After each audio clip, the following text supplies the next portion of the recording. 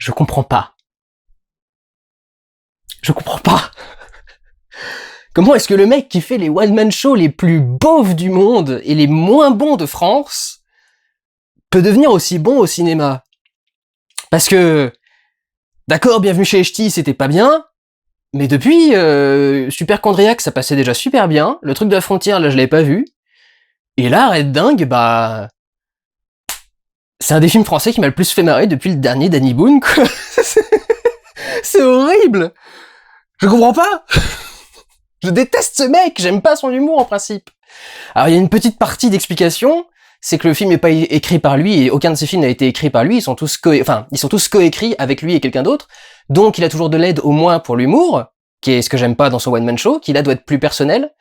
Il doit écrire un peu plus tout seul son one man show, je pense, quand même. C'est le principe du one man show, en principe, c'est de dire plus qui vient de toi plutôt que d'écrire avec quelqu'un d'autre.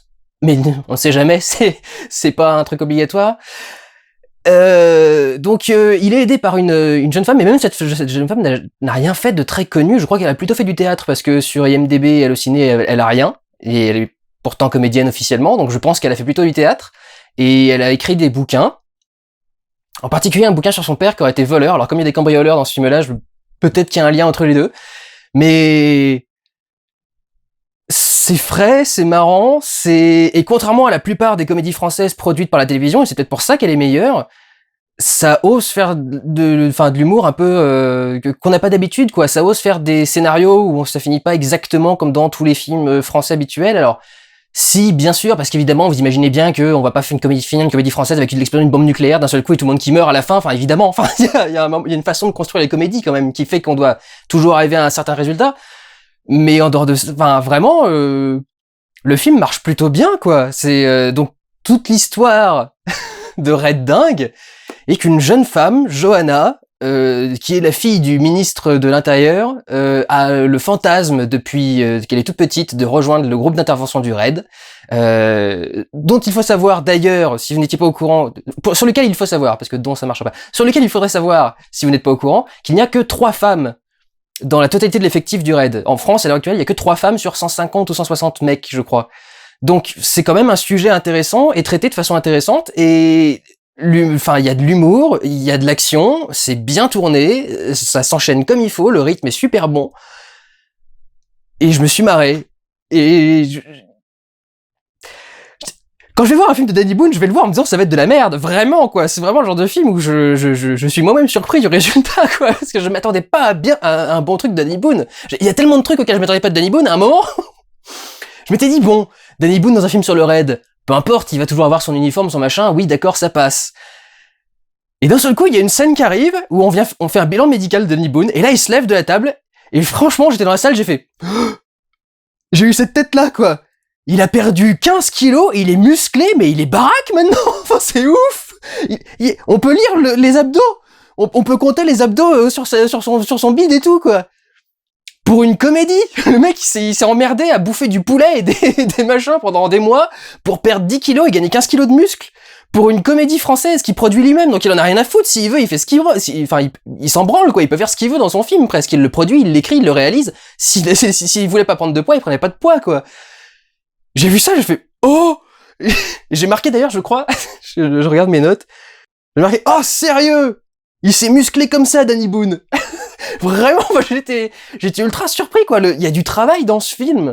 Et comme il y en avait dans Superchondriac d'ailleurs, qui avait déjà un style vachement léché, vachement travaillé. Même le générique était des trucs avec des espèces de reflets et de machin. Enfin vraiment, on voyait qu'il avait essayé de faire un truc bien foutu. Et là, ça se voit aussi. Et puis même personnellement quoi. Et quelque part, c'est logique. Parce que c'est le seul qui peut justement se développer indépendamment des chaînes de télé qui sont, elles, celles qui font en sorte que toutes les comédies françaises soient les mêmes et que ce soit toujours pourri, qu'il y ait toujours le moment où d'un seul coup ça devient larmoyant complètement. Alors là, pour le coup, il y a des moments où ça devient sérieux, mais pas larmoyant. C'est ce qui est vraiment vachement bien foutu. Et il a du coup, avec les Ch'tis, fait un succès sans précédent en France, dont il a récupéré pas mal d'argent. Et comme son truc des frontières, je sais plus comment ça s'appelait, et Superchondriac ont bien marché aussi, c'est la boîte de production en meilleure santé de toute la France à l'heure actuelle, je pense, quoi. Enfin, à l'exception peut-être de Gaumont Pâté, mais et encore. Donc vraiment, enfin, il a les moyens de faire ce qu'il veut. D'ailleurs, ça se voit parce que le logo de son truc, là, les films du Ch'timi, ça s'appelle. c'est le logo le plus le plus travaillé des boîtes de prod françaises. C'est pas vraiment, regardez le truc, il y a aucune boîte française qui a un logo aussi travaillé que ça. C'est même studio, même Orange avec leur studio 66 ou je sais pas trop quoi là, studio 36, c'est basique quoi, c'est juste un petit plan, un petit machin. Là le truc c'est t'as un lens flare qui t'explose le truc, t'as un truc qui se déplie en 3D, t'as la caméra qui passe au milieu des arbres au début, donc s'il veut faire un film en 3D c'est déjà parfait. Enfin, c'est ouf ce mec, c'est dingue. Je comprends pas ce qui se passe. Et alors du coup, je me suis dit, il y a forcément des gens qui vont pas l'aimer ce film. C'est évident. Une comédie qui est faite pour marcher, il y a forcément quelqu'un qui va pas l'aimer.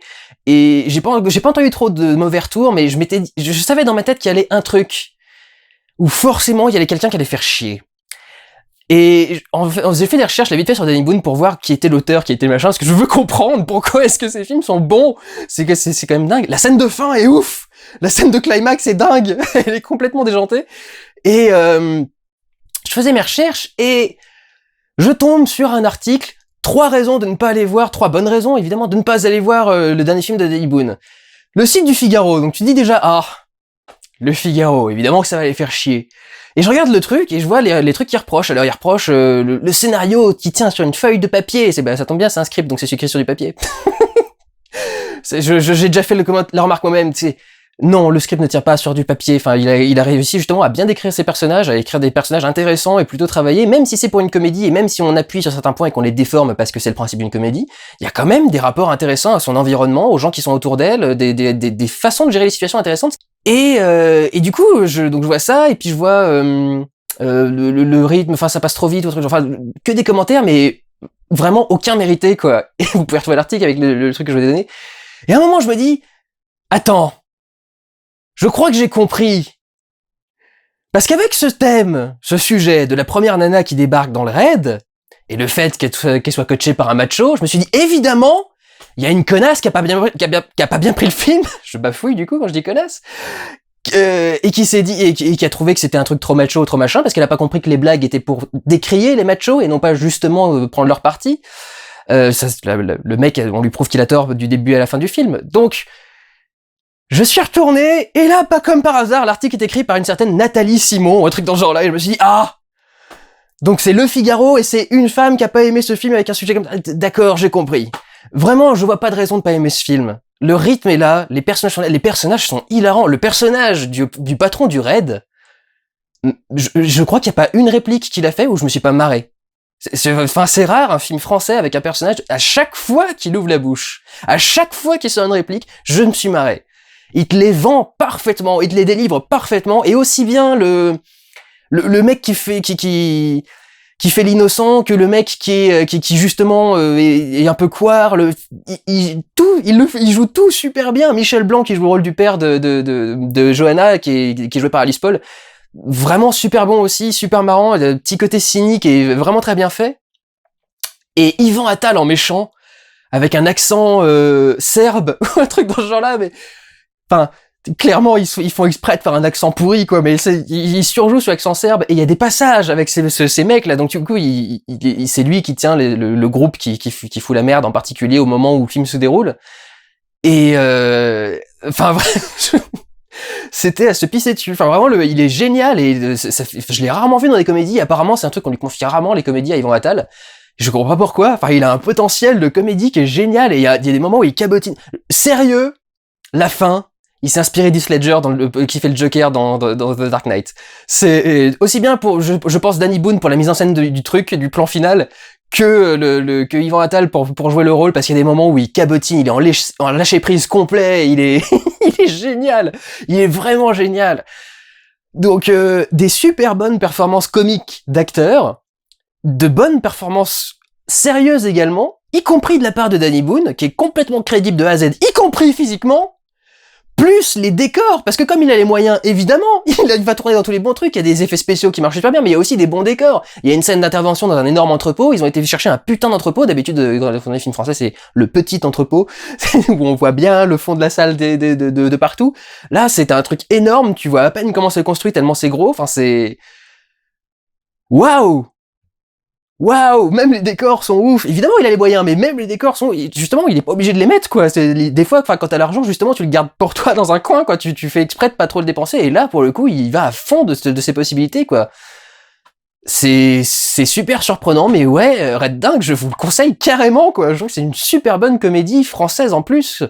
Et ça se voit dans le film, il fait des hommages, il y a un film avec Belmondo à un moment dans le film, et ça se voit qu'il fait des allusions, enfin que c'est pour ramener ce cinéma à la Belmondo. Ce qui avait échoué, ce à quoi avait échoué à fond, et ce que Red Dingue, alors je pensais pas du tout, réussit complètement, parce que c'est à la fois un film d'action et une comédie, et les deux sont parfaitement gérés. La scène d'intro du film, c'est une scène d'action bien bourrine et tout, enfin elle est bien filmée et bien faite, et Alice Paul, elle est tout à fait crédible dans ses enchaînements, ses actions et ses machins, et même ça, enfin, j'allais dire même, son jeu à elle aussi est ultra intéressant, quoi. Enfin, c'est, quand elle est aussi, elle fait aussi bien la conne, et vraiment la nana qui est complètement pas consciente de son truc, oh pardon et tout, enfin vraiment un peu Anna Faris dans Scary Movie, si vous voyez ce que je veux dire. Et d'un autre côté, contrairement à Anna Faris justement, quand elle doit devenir sérieuse, il y a un moment où le raid a fait une intervention, et quand ils reviennent, elle est vraiment en admiration avec le raid, c'est son kiff, et c'est le truc qu'elle admire depuis qu'elle est gamine. Donc là, pour la première fois, elle voit une équipe qui revient d'une intervention du raid, et elle les voit arriver, et elle les regarde, et on sent tellement d'admiration dans son regard, et elle est là, elle est touchante, quoi, vraiment touchante, elle est bluffante dans le truc, toutes les scènes sont parfaitement gérées. Je suis désolé, je vois pas ce qu'on peut reprocher à ce film. Faut vraiment être un cul serré et pas avoir envie de rigoler pour sortir de ce film en disant que c'est de la merde, quoi. Ou que l'humour vous plaise pas, c'est aussi possible, hein. C'est, l'humour de Danny Boone sur scène me plaît pas du tout, hein. Il peut montrer n'importe quel, même le kawaii, le machin, enfin, je suis désolé, j'y arrive pas, moi, il a l'air d'un gogol et c'est tout, quoi. Surtout sa façon de parler, surtout qui m'énerve. Mais les sketchs pourraient être drôles, mais pas dans son spectacle. Il faudrait les retraiter différemment ou des machins, bref. J'ai vraiment du mal avec son style habituellement, mais là, je suis désolé, c'est bien fait, quoi, de A à Z. Et la co-scénariste a un petit caméo, elle joue la journaliste qui fout la merde à chaque fois. Et ça, c'est vachement intéressant aussi, parce que on parle du coup d'un groupe d'intervention dont on a beaucoup parlé récemment, parce que avec l'actualité en France, les attentats qu'il y a eu, effectivement, on en a beaucoup parlé. Et d'un côté, le film est dédié aux forces de l'ordre, ce qui peut paraître un peu démago, mais acceptable, vu justement ce qu'on vient de se manger dans la gueule. Faudrait juste qu'il n'y en ait pas 36 par an qui sortent, hein, ça suffit. Mais en plus, il dénonce également ce problème des médias. Je sais pas si vous vous souvenez, mais quand il y a eu la prise d'otage de Hypercacher, il y avait les deux, je crois, BFM et iTélé, qui étaient en live en train de filmer l'intervention des groupes. Ce qui déjà est dangereux, parce que ça veut dire que les mecs à l'intérieur de l'épicerie, s'ils avaient une télé, ils pouvaient déjà voir les mecs arriver, donc ils vendent effectivement les actions du raid. Mais en plus, je crois que c'est BFM TV qui avait été assez débile pour dire, tiens, on a eu des infos d'un mec qui est dans la prise d'otage, mais caché dans un coin. Je crois même qu'ils avaient dit où il était caché, le preneur d'otage. Et il y a quand même des gens qui ont appelé pour faire, mais vous êtes sérieux, vous venez de révéler où était caché un otage, vous imaginez si les mecs avaient entendu à l'intérieur du truc? Heureusement, ils ont pas entendu. Donc ils en parlent aussi de ce truc-là, donc on arrive à faire une comédie qui est à la fois sérieuse, qui arrive à faire des messages, qui arrive à être drôle, qui a du rythme, qui est bien faite, qui a des décors, qui a des moyens, qui a des acteurs, qui a tout. Avec Danny Boone à la tête de tout ça. Je comprends pas, mais ça marche. Ça marche, ce film est drôle, ce film est cool, et allez le voir, ce film-là mérite de faire 20 millions d'entrées. Les ch'tis, je suis pas d'accord, mais ce film-là mérite de faire des entrées. 20 millions, je sais pas. Mais c'est vraiment bon, quoi. Allez le voir, c'est vraiment un très bon film, et c'est une super bonne comédie, et je suis le premier surpris, et ça m'arrache la gueule de vous le dire presque, mais non, c'est bon, quoi. Quand c'est bon, faut le reconnaître. C'est vraiment, il y a vraiment plein de points communs. Je suis en train de finir mes notes avec À fond. Parce que, je sais pas si vous vous souvenez, je vous avais dit, À fond, le film semblait être désespéré de faire rire, et c'est pour ça que ça marchait pas dès le début. Non seulement parce que l'humour était vraiment pas bon, mais en plus, le premier truc du film, c'était un mec dont le réveil sonnait, et il est tellement excité à l'idée de partir en vacances que du coup, dès qu'il se réveille, il est pas de réveil, il se casse la gueule du lit, et c'est comme ça qu'il se réveille. Et c'était tellement, enfin, le démarrage du film, un mec qui tombe du lit, enfin, ça fait tellement pathétique, enfin, ça fait tellement, rigolez, regardez, il y a des gens qui tombent et des machins, enfin, c'était vraiment pas très, très recherché. Celui-ci a presque le même début, sauf qu'avant, il y a la scène d'intro, vachement action, etc. Donc, ça fait pas du tout aussi désespéré qu'avant, c'est un film qui, justement, sait qu'il a déjà un avantage, c'est qu'il est un film d'action, donc forcément, il peut déjà capter un certain nombre de personnes. Donc après, il t'amène un bon sketch derrière pour te dire, bah ouais, il y aura les deux. Vous pensiez avoir une comédie, vous allez avoir une bonne scène d'action et de la comédie. Et le truc qui démarre après, enfin, ça marche nickel, quoi. Enfin, c'est des petits trucs tout cons, mais qui marchent super bien. Le sketch des tractions. C'est quand elle fait ses tractions le matin, je vous le dis pas, je vais pas vous le révéler parce que c'est le premier sketch, donc ce serait con qu'il vous fasse pas rigoler, mais c'est bien foutu, quoi. Et même celui qui a juste avant ça, et comment c'est filé ensuite, parce que c'est pas juste de se réveiller le matin, il y a quelque chose qui est filé avec le problème du réveil, donc ça met en place en plus des personnages et tout. Enfin, c'est vraiment bien travaillé, quoi. Il y a tout ce qu'il faut pour mettre en place des trucs intéressants. Et il y a ça qui est plutôt sophistiqué, jusqu'à la blague la plus conne. C'est vraiment le truc pour enfants, quoi. C'est à un moment, le personnage donc de Danny Boone, Eugène, va voir son patron, le patron du raid, et parce qu'il doit donc prendre en charge Joe, Johanna, et le patron a un dossier.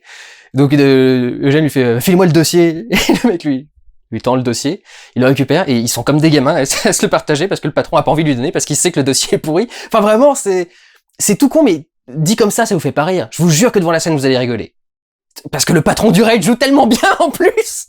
Enfin vraiment, c'est ouf, c'est vraiment ouf. C'est cynique et en même temps vraiment sincère et avec de l'ironie. Vraiment, enfin, c'est compliqué de dire quelque chose est bien et de rajouter des trucs après. Pour les décors, enfin juste la salle d'entraînement. Le truc le plus con du monde presque, enfin c'est la salle d'entraînement, apparemment c'est les vrais trucs du raid qu'ils ont filmé. Alors je sais pas si la salle d'entraînement est aussi celle du raid ou s'ils ont été en chercher une ailleurs. Mais alors la salle d'entraînement avec des vitraux de cathédrale comme fenêtre, rien que ça au niveau des décors, enfin c'est ouf quoi. Vous avez une salle d'entraînement qui est le truc le plus con du monde, on fait un mur blanc avec un ring au milieu et des tatamis par terre, et ben les mecs ils ont des vitraux au mur. Et Danny Boone les a utilisés dans son film. Et s'il a vu la scène, la pièce, et que c'est vraiment le truc du raid, il a peut-être au moins bataillé pour tourner dedans, faire un truc. Enfin, il s'est démené quoi. Il a fait un bon truc vraiment recherché. Si j'avais un reproche à faire, c'est le seul truc de négatif que j'ai noté de tout le film quand même, c'est qu'à un moment il y a un personnage qui dit, le père de Johanna, le ministre, on est passé en Vigipirate niveau 4 à cause de braqueurs.